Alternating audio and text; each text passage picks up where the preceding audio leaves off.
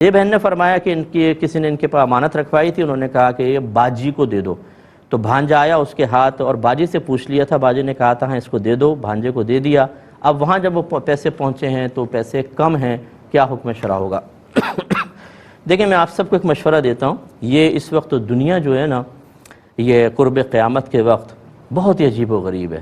2 minute کے اندر ہمارے جو یہ نازک سے رشتے ملے ہوتے ہیں نا، یہ دھاگوں کے ساتھ، یہ اکثر مفادات کے رشتے ہوتے ہیں، میں ہر ایک کے لیے نہیں کہہ رہا ہوں، ایک مجموعی طور پہ بات کہہ رہا ہوں، مفادات کے رشتے ہوتے ہیں۔ اس مفاد پہ ذرا سی ضرب لگے تو نہ بہن بہن ہے، نہ بھائی بھائی ہے، نہ باپ باپ ہے، نہ ماں ماں ہے، بالکل ایک دم خون سفید ہو جاتے ہیں۔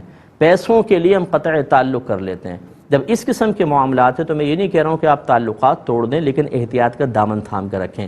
آج کل ہر جگہ پکچر کھنچ جاتی ہے، ویڈیوز بن جاتی ہیں، جب بھی کوئی چیز لیں دینا اس کی ویڈیو بنا لیں، سامنے والے پوچھے بھئی کیوں؟ اس لیے کہ بھئی ہم بھول نہ جائیں، بنا رہے ہیں۔ پیسے گنتے سامنے اور پھر اس کے ہاتھ میں دے دیتے، ٹھیک ہے بھئی جاؤ، اب اس کی ویڈیو پیش کر دیتے کہ بھئی دیکھو ہم نے تو دے دیا ہے۔